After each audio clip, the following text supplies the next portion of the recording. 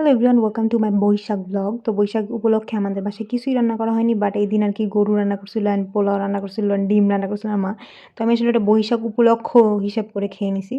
আমার মা খুবই ভালো রান্না করে, তা আসলে আমাদের বাসায় যারা খাইছে আই গেস সবাই জানে, অ্যান্ড আমার কাছে তো ভালোই লাগে। শুধু খারাপ হয় যেদিন আমি বলি, অনেক রিকোয়েস্ট করেছি মা প্লিজ এটা রাঁধতে হবে, সেদিন আই গেস খারাপ হয়ে যায়।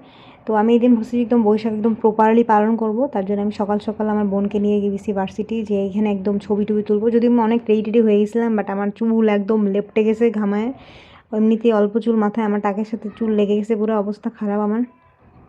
এত গরম ছিল, মানে রোদ ছিল না, বাট ওই যে একটা গরম, সেটা আসলে তো যায় না।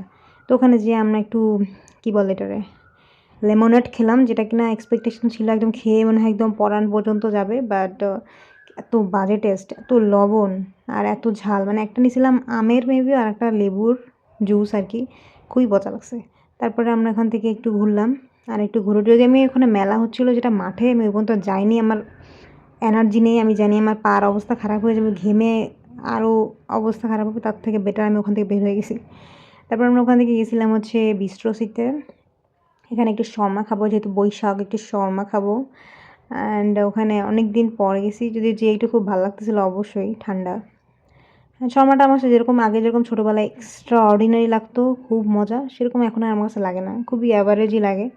আর দামও বাড়াই দিছে, সো সেই হিসেবে এরকম আগের মতো মজা নেই আমার কাছে লাগে আর কি।